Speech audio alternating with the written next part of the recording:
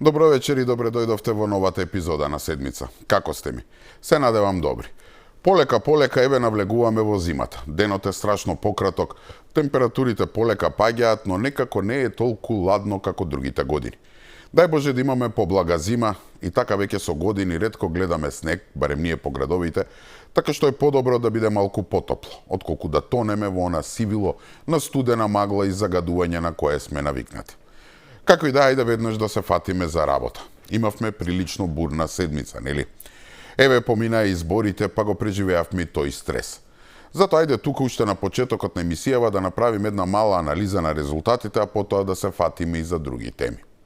Значи рековме, ајде со резултатите. Владеачката ВМРО ДПМН ја зацврсти својата власт во општините. Ова го покажаа гласовите на избирачите на локалните избори. Со освоени вкупно 55 градоначалници, партијата освои 12 места повеќе од претходните локални избори. СРСМ има 10 градоначалници помалку, односно победи во само 6 општини. ДУИ исто така доживеа пад за 7 градоначалници и од 11 сега имаат само 4 градоначалнички места. Вреди освои 9 градоначалници, додека очекувано председателот на ЗНАМ Максим Димитриевски победи во Куманово. Курто Дудуш од Унијата на Роми триумфираше во Шутоо Ризари. Единствен независен кандидат кој стана градоначалник е Менди Ќура од Струга, бизнисмен зад кој застанаа ВМРО ДПМН и Вреди, како и мнозинството граѓани кои ја прекинаа доминацијата на ДУИ, односно на црнолисташот Рамис Мерко. Уште во првиот изборен круг беа избрани 33 градоначалници на ВМРО ДПМН, а во вториот 22. Освен победата на Орце Георгиевски во Скопје, историски победи ВМРО ДПМН издвојува и во Кичево и Скопски Карпош, општини кои повеќе од една деценија беа во рацете на локални шерифи кои беа синоним за корупција и узурпација на власта. Карпошани пак го потврдија изборот на Сотир Лукровски, кој го симна од тронот Стефчо Јакимовски, чие владење го одбележа бетонизацијата и уништувањето на Карпош, се наоѓа на црната листа на САД, а има и првостепена пресуда од 3,5 години затвор поради изградба на административната зграда. Кичево се обедени во поддршката на лекарот Александар Јовановски, избор кој ги сплоти граѓаните без разлика на етничка припадност, за конечно да го симнат од власта Фатмир Дехари од ДУИ. ВМРО ДПМН ја слави и победата во Кочани, каде што граѓаните му дадоа мнозинска поддршка на Владко Грозданов. Синоним за соживот е и општина Брвеница, каде што нов градоначалник е Јовица Илиевски. Брвеница беше особено интересна овие локални избори, бидејќи против кандидатот Хаким Рамадани од коалицијскиот партнер во владата Вреди повикуваше на етничко гласање, поток кој беше осуден како штетен за меѓуетничките односи во земјата, а гласовите покажаа дека тоа е ставот и на граѓаните од оваа општина. Опозицијската СРСМ вчера доби само тројца градоначалници, од кои најголема победа издвојува Горан Герасимовски, кој се избори за втор мандат во Скопски центар. СРСМ победи уште во неколку помали општини: Македонска Каменица и Зрновци вчера и Богданци, Кривогаштани и Крива Паланка во првиот круг. Вреди го декласираше ДУИ на локалните избори. Победи во некои важни општини, како на пример Тетово, каде што Билалка Сами го потврди вториот мандат. Во Чаир, каде што Изет Меджити победи во прв круг, исто како и во Сарај и Јарачиново. Вреди има градоначалници во Боговиње, Дебар, Теарце, Желино и Долнени. ДУИ пак освои само 4 градоначалнички места, и тоа во Студеничани вчера и во првиот круг во Липково, Пласница и Чашка. Во Гостивар, Врапчиште, Центар Жупа и Маврово и Ростуше вчера немаше гласање. Причината е недоволниот одзив на гласачите во првиот круг, поради што ќе се спроведе нова изборна постапка во рок од 60 дена од објавувањето на конечните резултати од локалните избори. Значи бидна работата. ВМРО ДПМН очекувано извојува огромна победа. Вреди има право да слави, СДСМ незапирливо тоне. Заврши детронизацијата на Ахмети и ДУИ, а левица по залетот во Скопје е вратена таму каде што припаѓа на дното. Може до Сабајле да си наоѓаат сите изговори. Демек излезеноста била помала, народот бойкотирал. Имало многу неважачки ливчиња што покажувало дека граѓаните биле незадоволни од понудата и слично. Но никако не може да избегаат од фактот дека ВМРО ДПМН освои дури 55 градоначалнички места, што е 12 повеќе од претходните локални избори. Факт е и дека СДСМ има 10 помалку и сега се сведе на само 6 градоначалници, и тоа се во некои помали општини со исклучок на центар. ДУИ изгуби дури 7 места, меѓу кои Кичево, Сарај и клучниот Чаир, па сега треба да се задоволат со само 4, од кои веројатно Пласница им е најголема. За разлика од нив, вреди успеа да инкасира дури 9 општини и да се најде на второ место од сите партии во државата. И реков, нека праваат какви сакаат математики, анализи и слично. Ова се бројки, факти од кои нема бегање. Народот застана зад оваа влада и премиерот Мицковски и ја зацементира нивната власт. И успехот на ВМРО ДПМН не е само во вкупната бројка на освоени места, туку и за кои места станува збор. Паднаа многу бастиони, многу општини и градови, каде со години, ако не и со децении, владеа разноразни локални шерифи, кои буквално и така се однесуваа, како општините да се нивна своевина. Ги победи сите можни партии и тоа на нивни терен. Може би победата на Орце Георгиевски во Скопје беше очекувана, но тоа што е клучно е што конечно по цели 4 години скопјани се отарасија од она зло, од она елементарна непогода наречена Данела Арсовска. На функција дојде човек кој не се плаши да ги извалка рацете и да се фати веднаш да го запре по пропагањето на градот и конечно Скопје да заличи на главен град на една европска држава. Но Кутриот има полни раце работа. Проекти што тапкаат во место, секојдневен сообраќаен хаос, градски превоз што целосно е колабиран, хигиена на најниски ниво и разочарани граѓани што одамна изгубија трпение. Град со проблеми до гуша. По 4 години Арсовска зад себе остави буквално пустош.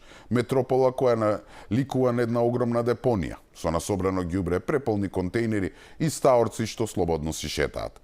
Наместо нови еколошки автобуси ЈСТП остана без горива, автобусите не возеа и илјадници жители и ученици доцнеа каде што требаше да одат. Подземниот сообраќај не доживеа бел ден. Сообраќајницата под Лимак, што нели требаше да го модернизира центарот, се сведе само на едно ново ветување и раскопани улици. Планови имаше, но не изведба. Дополнително, гледаме сите, кога ќе заврне дожд, улиците се претвараат во реки, пукнати цевки, нефункционална канализација. Делови од Ѓорче и аеродром и кисела вода се редовно под вода, а некои делови па се воопшто без вода. Коритото, што навистина требаше да личи на река, Вардар, претворено е во канал депонија. Сега сета верба е во раците на новиот градоначалник Орце Георгиевски, а тој како што и вети, веднаш се фати за работа и ни приреди фуриозен старт. И сега многумина велат срамота е во 21. век да се занимаваме со вакви работи. Демек на што личи тоа што во главниот град на една европска држава, главна вест е дека флотата на камиони за ѓубре и цела армија на луѓе со метли во рацете трнале да го чистат градот. А што да се прави после 4 годишна елементарна непогода? Па до пред некој ден сите кукаа дека градот се дави во ѓубре, дека е на прагот на еколошка катастрофа, дека имаме наезда на глувци, дека ќе почнат да се шират разноразни болести и сега кога некој презема нешто тоа да се спречи, не им чини. И истите оние кои рикаа на цел глас, сега повторно кукаат па зошто овој чисти, зошто дошле камиони од други градови, па зошто се ангажирале пожарникари и слични глупости. Ден пред да ја преземе функцијата, веќе почна и да му одбројуваат 72 часа од даденото ветување и сега кога го држува зборот, и тоа нечи. Навистина беда. Сушност и до некаде ги разбира. Ги фаќа паника кога гледаат каква сила е Георгиевски и дека со поддршка од владата навистина може да го опорави Скопје. Паника дека ако вака биде насекаде, ќе нема за што да се фатат. Затоа му препорачувам на новиот градоначалник ич да не ги ферма. Нека гракаат. Тој нека си тера натаму. А гледаме дека тера. Не само што почна да го решава проблемот со хигиената, еве гледаме дека веројатно ќе стави крај на проблемот со јавниот превоз. Најави дека од понеделник 55 приватни автобуси ќе се обраќаат низ Скопје. До нова година уште 20 приватни, а во март со поддршка од владата ќе се набават и нови 80 автобуси. Сега дел од линиите ќе ги држат приватните превозници, дел ќе бидат комбинирани со ЈСП, но нема да се одземаат линии од ЈСП. Важно, автобуси ќе има. И не само тоа, стартува и проектот Градски воз, кој се прави во соработка со владата. Со него од Зелениково до центар ќе се стигнува за 25 минути, од Драчево до Железничка за 11 до 13 минути. Во првата фаза од проектот ќе се реконструира делницата од Драчево до Илинден во должина од 7,7 км, од следната година ќе се проектира втората делница од Волково до Железничката станица, а во 27 и последниот дел делницата Миладиновци Илинден Скопје. И сето ова го гледаме во само првите денови од како ја презеде функцијата. Со други зборови, скопјани воопшто не сгрешија во својот избор. И не само што не сгрешија, туку мислам дека е добро, ете што во вториот круг Георгиевски водеше битка со кандидат на Левица, а не СДСМ. Затоа што овие избори целосно ги разобличија оние чегеварчиња на Пасиев, нивните лажни вредности и манипулации, нешто кој ќе ги чини многу во иднина. Како, например, случајот со образованието на Мециновиќ. Воопшто не е проблем што човекот не дипломирал. Проблем е во своевидната лага на левица, каде на нивниот сајт стои дека е дипломиран политиколог. Тоа е едниот случај. Потоа случајот со дивоградбата на татко му, за кој во една емисија тој самиот вели дека не комуницира воопшто, а во друга дека речиси се во секојдневна комуникација.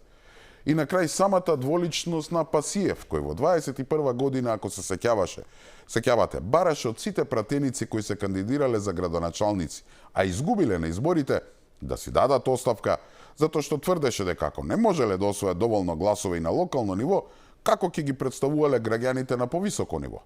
И сега кога тоа се случува со неговиот Пулен Мециновиќ, оваа морална вредност не важи. Реков, добро е што влегоа во вториот круг затоа што за прв пат добија внимание од јавноста и некој почна малце посериозно да се занимава со нив и нивните лажни морални вредности и лажни пропагирања. Колку и да крека Пасиев, ова ептен ќе му се удри од глава исто како и тајните договори со Дуј. Не се. Значи, победата во Скопје беше очекувана, па затоа ајде да видиме кои се поголемите порази на СДСМ. Мислам дека најболна точка им е Струмица, општината што ја изгубија уште во првиот круг. Нели станува збор за општини или еден поголем град во Македонија, кој со години беше во една своевидна окупација, не само од СДСМ, туку и кланот Заеви. Поразот на СДСМ таму покажува дека граѓаните сакаат еднаш за секогаш да расчистат со човекот кој нанесе толкава штета на Македонија. Што кој знае кога и дали воопшто ќе можеме да ја поправиме. Но тоа не е само расчистување со Заеви, туку и силна шлаканица за Филипче, кој нели не се двои од својот како што го нарекуваат другар и често ужива заедно со него на разноразни журки во Дубај или ете си плови по Калкидики на луксузни јахти.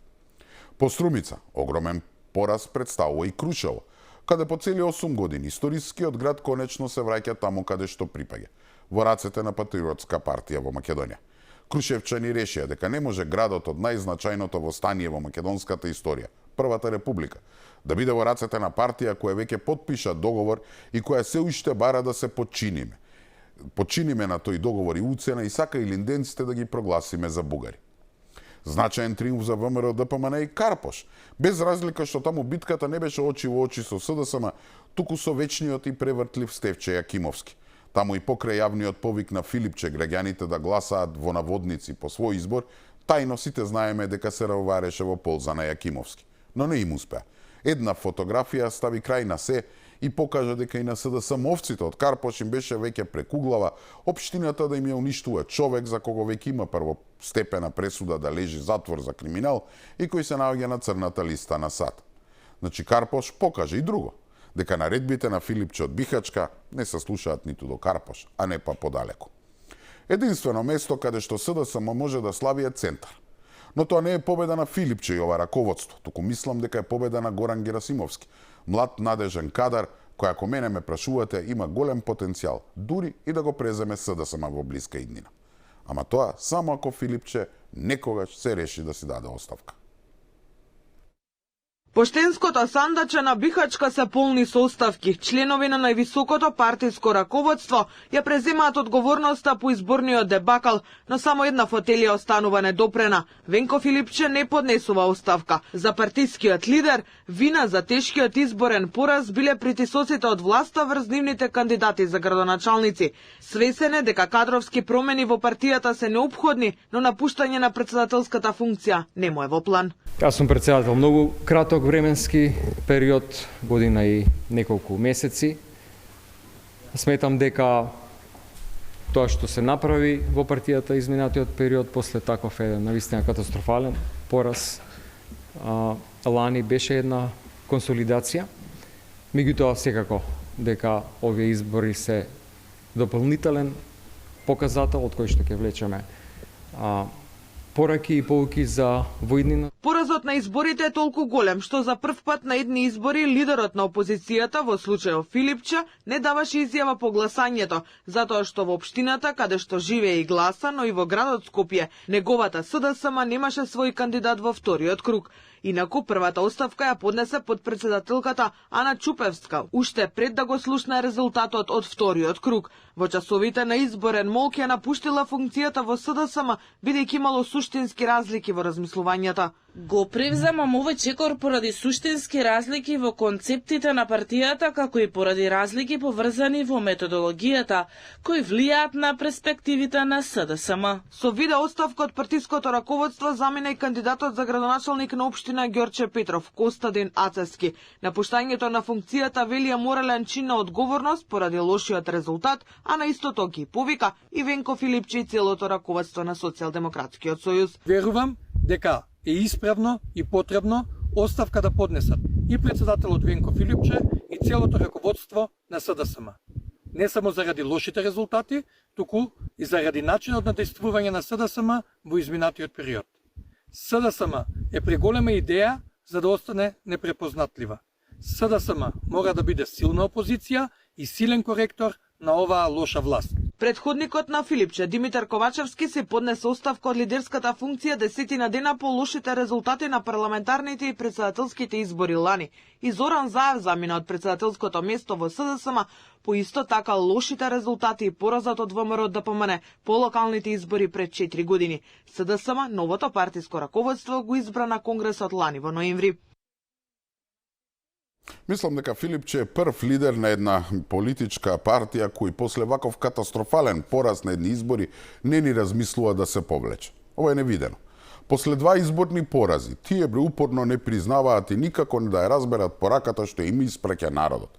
Не сваќаат дека ужасните спомени од нивното владење се толку длабоко врежени во психата на македонскиот граѓанин, што ако се случи некој ден повторно да има шанса да победат, ќе видат контрамобилизација на гласачите против нив. И да се само гласачите. Не приметувате дека врвот на СДСМ има проблеми со своето членство. Па луѓе, после цели 20 години тие го загубија својот бастион Струмица, ете и Крушево. Струмица нели родната општина на кланот Заеви, а во Скопје за прв пат во историјата се пласираа на 3-то место. И тоа за само 200 или 300 гласови, инаку ќе беа четврти. И да бидам искрен, нич не ми е гајле, нека продолжат вака да цитираат, нека ги снема од политичката сцена.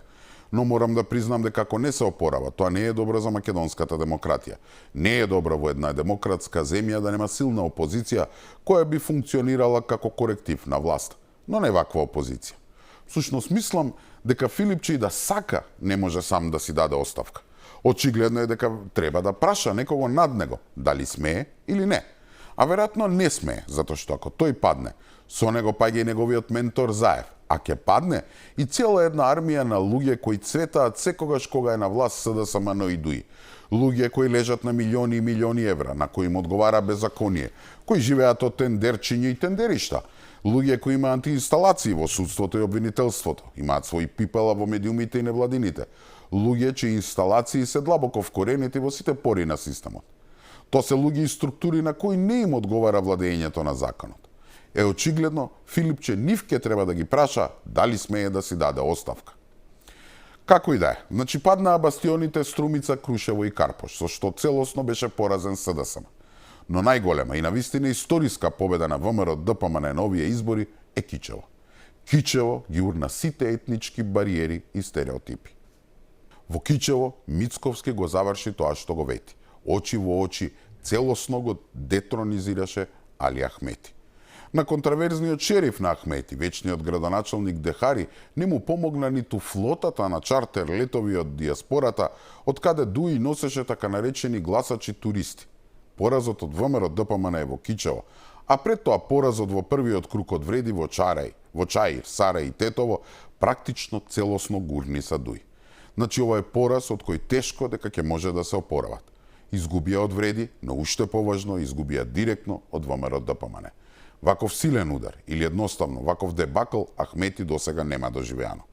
Луѓе, Дуи ги изгуби сите поголеми урбани центри, како Кичево, Струга, Дебар, Тетово, Чаир, Сарај. Ги изгуби речиси сите битки во општините со мнозинство албанско население. Ахмети доби директна порака од своите гласачи дека Дуи одамна е на погрешен пат и дека албанците во Македонија веќе не паѓаат на празни флоскули и националистичка реторика, туку бараат резултати, отчетност и реални проекти кои ќе им го направат животот да биде подобар и без поделби. Но како и Филипче во СДСМ, така и Дуи, Ахмети во Дуи. За сега нема намера никаква да се повлекува. И покрај тоа што до 20 декември треба да одржат конгрес, малкумина веруваат дека во Дуи ќе има вистинска реформа.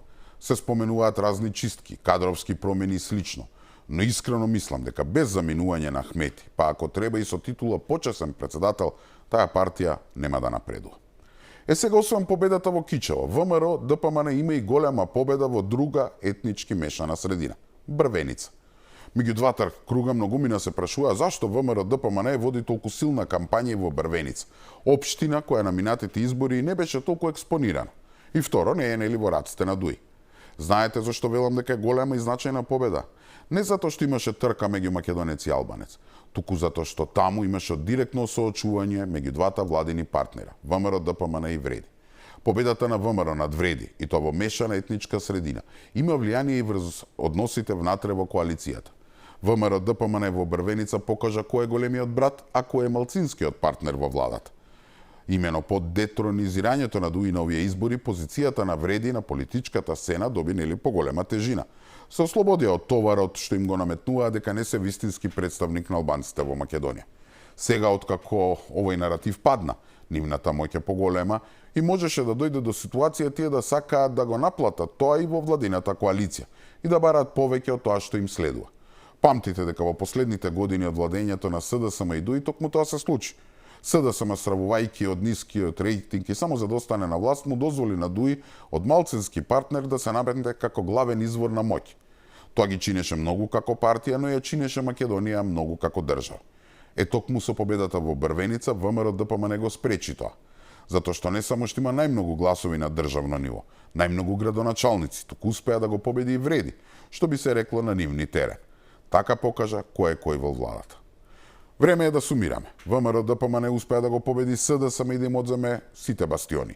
Успеа да го победи Дуи во Кичево, но и на крајот успеа да го победи и својот коалиционен партнер Вреди во Брвеница. Тоа доволно говори за фактот дека во моментот ВМРО ДПМН е неприкосновена на политичката сцена и нема некој што во догледно време може да и се спротистави. Во исто време ова говори за лидерските способности на премиерот Мицковски и довербата што тој ја ужива меѓу граѓаните. Дојде на чело на ВМРО ДПМН кога тоа беше банкротирана и прогонета партија. Нели велеа дека немало пари ни струја да си платат. Го презема кормилото, ја реорганизираш и заедно со своите подпредседатели успеа да ја врати на врвот. Под негова раководна палка ВМРО ДПМН ја освои владата со големо мнозинство во парламентот. Го освои председателското место во државата. А сега постигна и целосна доминација на локално ниво. Значи, народот целосно ја даде власта на ВМРО ДПМН и даде одврзани раце да ги спроведе политиките за кои се залага. Од економијата, инфраструктурата, локалните политики, па се до односите со Европската Унија, но и непопусливоста во однос на уцените од Бугарија. Премиерот Мицковски сега пред себе има бришан простор да го спроведе тоа за кое се залага. Искоренување на корупцијата од сите општествени сфери, функционално судство на кое народот ќе му верува, локалните проблеми во населените места да се решат, раст на економијата и животниот стандард, преговори со ЕУ, како и решавање на проблемот со Софија, без Македонија да прави отстапки. Власта на ВМРО ДПМН има полни раце со работа во сите сфери, но затоа пак ќе има и целосната моќ за да може да сработи. Но апсолутна моќ значи апсолутна одговорност. Целосната контрола врз системот значи големи искушенија за поединци кои би можеле да го злоупотребат. Поради тоа институциите и заштитните контролни механизми во државата ќе бидат ставени на сериозен тест. Но мислам дека и премиерот Мицковски и ВМРО ДПМН ќе оправдаат огромната доверба што ја добија од народ. Да имаат многу работа пред себе, но важно работите мрдна од мртва точка и запре пропагањето на државата. Но таа моќ, таа непопусливост, не му одговара на секого. Пофалби за целосното усогласување на Македонија со надворешната и безбедносна политика на Европската Унија, но и подсетување на незавршените обврски во однос на уставните измени. Ова вклучително и потребата од напредок во владењето на правото се клучните наоди од извештајот на Европската комисија за напредокот на земјава објавен попладнево. Во заклучоците од документот се нотира и потребата за доследно спроведување на договорите со соседите. Не се направени обиди за усвојување усвојување на релевантните уставни измени, наведени во заклучоците на Советот од 18 јули 2022 година, кои земјата се обврза да ги започне и постигне, со цел да се обезбеди дека уставот ги опфаќа граѓаните кои живеат во границите на државата и кои се дел од други народи, како што се бугарите. Поконкретно од она што во документот го спакува комисијата, попладнево беше еврокомесарката за проширување Марта Кос, сублимирајќи ги накусо извештаите на сите земји кандидатки за членство пред Комитетот за надворешни работи во Европскиот парламент, вметнувајќи ја земјава во групата со Србија и Босна и Херцеговина, наспрема Црна Гора, Албанија, Украина и Молдавија. Кос порача дека земјава не направила решителни чекори за напредок. North Macedonia, as I have said, kept full alignment with the CFSP, and the technical work on the roadmaps and the action plan linked to Cluster 1 continued, but the country has not taken decisive steps to advance in the accession negotiations process over the last year. It has to amend the constitution according to the Council conclusions from 2022 to advance on its EU path. Во извештајот се посочува и дека властите продолжиле да работат на реформските патокази во областите на владење на правото, јавната администрација и демократските институции, како и на акцискиот план за заштита на малцинствата. Но повторно се нагласува потребата од натамошен напредок во сферата на судството и борбата со корупцијата, каде како што се наведува нема никаков напредок. Во контекст на корупцијата се наведува и трагедијата во Кочани. Корупцијата останува распространета во многу области и е прашање што предизвикува сериозна загриженост. Трагедијата од 16 март 2025 во Кочани, за време на која во пожар изгоре клуб, откри трајни системски предизвици во врска со спроведувањето на антикорупцијските мерки. Превентивните мерки и ефикасното потиснување на корупцијата треба да се подобрат. Целокупната независност и финансиска автономија на судството е подкопана од мешањето и притисокот од другите државни гранки, вклучително и од обидите на парламентот да изврши притисок врз членовите на судскиот совет да поднесат оставка, како и ограничените доделени финансиски ресурси. Недостатокот на персонал во судството е загрижувачки, бидејќи влијае на квалитетот и ефикасноста на правосудниот систем. Во однос на другите кандидатки за членство, се нотира дека Црна Гора постигнала најголем напредок, ги отворила сите 33 преговарачки поглавја, од кои 7 се времено затворени. Реков, моќта која ужива во моментов премиерот Мицковски ВМРО ДПМН не им одговара на секого. Посебно не на некој што гледаме дека се обидува да им ја витка раката за да попуштат. Токму и низ таа призма треба да се гледа на овој извештај на Европската комисија. На што мислам? На сите нам тука во Македонија, но еве гледаме и во Брисел, им е јасно, како бел ден, дека премиерот Мицковски владата немаат намера да попуштат и да ги стават бугарите во уставот под вакви услови. А се додека не ги ставиме бугарите, нели, нема почеток на преговори. Сега, кога на целиот свет му е јасно дека Македонија стои во чекалната заради услов, кој нема никаква врска со реформи, стандарди или копенхашки критериуми, мора да се направи нов спин, дека ете не е само тоа условот, туку власта потврлила на други полиња. И европските политичари треба да се оправдаат по дома, нели? Зашто држат една држава заробена и таа да не може да напредува? Што ќе кажат? Да, навистина станува збор за непринципиелна уцена? Не. Ке почнат ете да не критикуваат дека не сме спроведувале реформи. Ке ни држат лекции дека и една Украина не претркала. Извинете, ама тоа е просто неверојатно. Зарем една држава која во моментов е во војна, чиј опстанок зависи од парите и оружјето што им го даваат други држави, која не контролира голем дел од својата територија, каде има прогласено вонредна состојба и држава во која од кој знае кога последен пат се одржали избори, спровела повеќе реформи и е поподготвена од нас и е поблиску до европските стандарди. Или една Молдавија која до пред некоја година не ни сакаше да влезе или пак некоја бараше во Европската унија. Но ете, после војната во Украина и од страв од русите да не им текне да погледнат натаму, сега одеднаш ги направила сите реформи. Па немојте ви се молам. И не само тоа. Погледнете го само рангирањето што го прави Европската унија за подготвеноста на земјите во која група е и на кое место се наоѓа Македонија. Со оценка од 1 до 5 за нивото на подготовки за членство рангирано од 2024-2025 година. Прва е Црна Гора со оценка од 3,45.